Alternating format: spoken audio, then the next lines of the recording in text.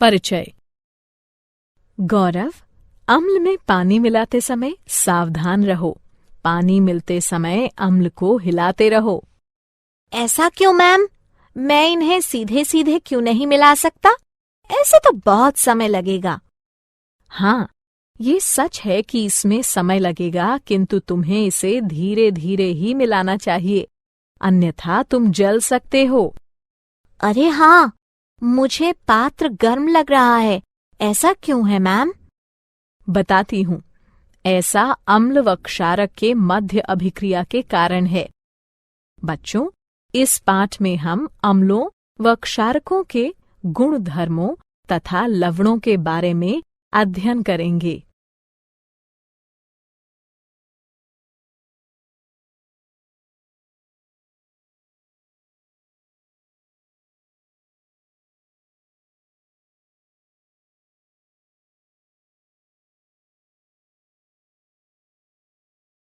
उद्देश्य।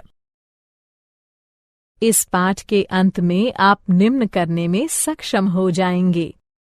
अम्लों व क्षारकों के रासायनिक गुण धर्मों की व्याख्या करना। अम्लों व क्षारकों के सामान्य गुण धर्मों को पहचानना। अम्लों व क्षारकों की प्रबलता का वर्णन करना। लवणों की व्याख्या करना।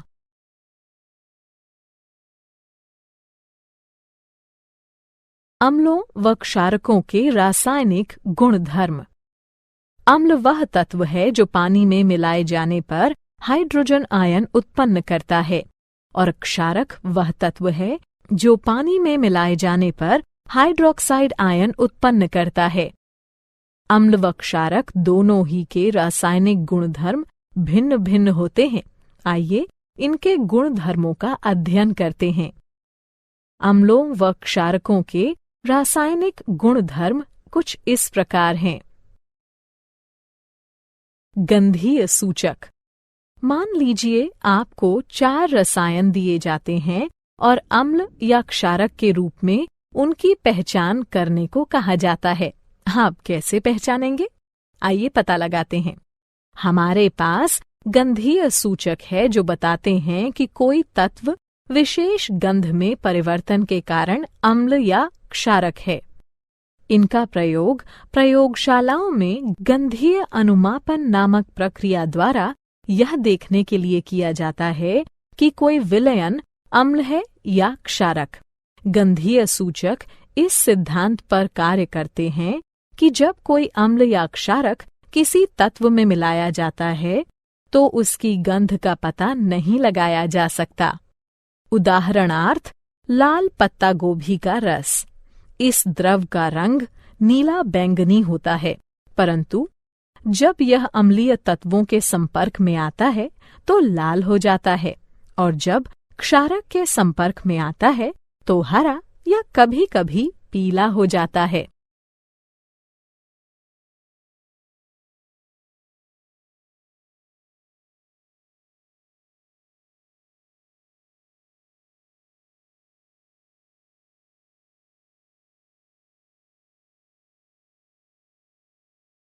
क्या आप जानते हैं, आप जितने भी द्रव देखते हैं उनमें से लगभग प्रत्येक में या तो अम्लीय गुण होते हैं या फिर क्षारीय। जल यानी H2O अम्ल व क्षारक दोनों हो सकता है। इसे कुछ अभिक्रियाओं में अम्ल माना जा सकता है, जबकि अन्य में क्षारक।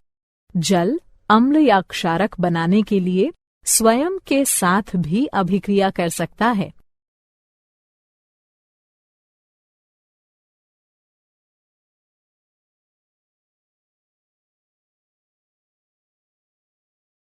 अम्लों व क्षारकों की अभिक्रियाएं। आइए वापस वहीं चलते हैं जहां गौरव को मिक्सिंग बीकर गर्म लगा था। जब अम्ल को क्षारक के साथ मिलाया जाता है तो वह ताप उत्पन्न करता है। इसके कारण मिश्रण आस्फलित होकर बाहर आ सकता है। इससे आप जल सकते हैं। साथ ही अत्यधिक स्थानीय ताप के कारण कांच का पात्र टूट भी सकता है। अतः अम्लों व क्षारकों के साथ कार्य करते समय हमें सावधान रहना चाहिए। आइए अब अम्लों व क्षारकों की धातुओं, धात्विक कार्बोनेटों व धात्विक हाइड्रोजन कार्बोनेटों के साथ परस्पर विभिन्न अभिक्रियाओं पर विचार करते हैं। धातुओं के साथ अभिक्रिया। हाइड्रोजन के ऊपर सभी धातुएं तनु अम्लों के साथ उनके संगत लवण बनाने व हाइड्रोजन को मुक्त करने की प्रतिक्रियाशीलता श्रृंखला में अभिक्रिया करती हैं। पोटेशियम, सोडियम व कैल्शियम जैसी सक्रिय धातुएं भी इसी प्रकार अभिक्रिया करती हैं, किंतु अम्लों के साथ मिलाए जाने पर विस्फोट कर देती हैं। धातु कार्बोनेटों व धातु हाइड्रोजन कार्बोनेटों के साथ अभिक्रिया। अम्ल धातु कार्बोनेटों व धातु हाइड्रोजन कार्बोनेटों के साथ उनके संगत लवण, जल व कार्बन डाइऑक्साइड बनाने के लिए अभिक्रिया करते हैं। परस्पर अभिक्रिया। अम्ल व क्षारक एक दूसरे के रासायनिक विलोम हैं। इनकी परस्पर अभिक्रिया एक दूसरे के प्रभाव को शून्यकृत कर देती है। इसे उदासीनता अभिक्रिया कहते हैं। इस अभिक्रिया में किसी अम्ल को क्षारक के साथ मिलाया जाता है और ऐसा करने से जल का एक अणु तथा विशिष्ट लवण बनता है। धात्विक व अधात्विक ऑक्साइड की अभिक्रियाएं।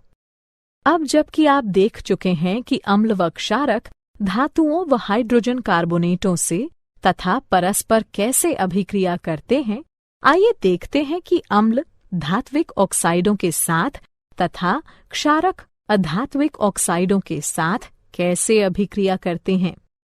धात्विक ऑक्साइडों की अम्लों के साथ अभिक्रिया। वे ऑक्साइड जो हाइड्रोक्सिल आयनों को उनके अणुओं से संलग्न करते हैं, क्षारकीय ऑक्साइड कहलाते हैं। ये ऑक्साइड अम्लों के साथ अभिक्रिया करने पर उदासीन हो जाते हैं। क्षारकीय हाइड्रोक्साइड अम्ल, लवण तथा जल उत्पन्न करने के लिए उदासीनीकरण अभिक्रिया करते हैं। अधात्विक ऑक्साइडों की क्षारकों के साथ अभिक्रिया। कैल्शियम हाइड्रोक्साइड की कार्बन डाइऑक्साइड के साथ अभिक्रिया लवण तथा जल उत्पन्न करती है। ये अभिक्रिया क्षारकों व अम्लों के मध्य होने वाली अभिक्रिया के समान है। इससे सिद्ध होता है कि अधात्विक ऑक्साइडों की प्रकृति अम्लीय होती है।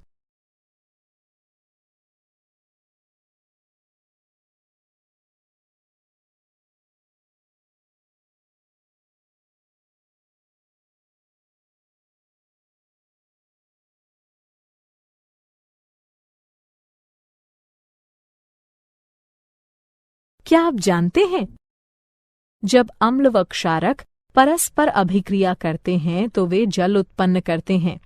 अम्ल H+ आयन उत्सर्जित करता है तथा क्षारक OH- आयन के साथ उसका संयोजन करके उसे ग्रहण करता है। यही कारण है कि अम्ल को प्रोटॉन दाता तथा क्षारक को प्रोटॉन स्वीकारक कहा जाता है। जल के साथ अभिक्रिया। जब अम्लों को किसी जलीय विलयन में मिलाया जाता है तो वे आयन उत्पन्न करते हैं। किसी अम्ल या क्षारक को जल में मिलाते समय आपको ये याद रखना चाहिए कि यह एक ऊष्माक्षेपी प्रक्रिया है। सांद्र अम्ल में जल मिलाते समय ध्यान रखिए कि उत्पन्न ताप मिश्रण को आस्फलित कर सकता है, जिससे आप जल भी सकते हैं। अत्यधिक स्थानीय ताप के कारण कांच का पात्र टूट भी सकता है।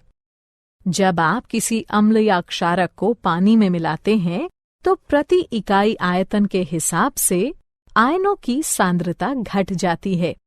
इस प्रक्रिया को तनुकरण कहते हैं और आपको तनु अम्ल या क्षारक प्राप्त होता है।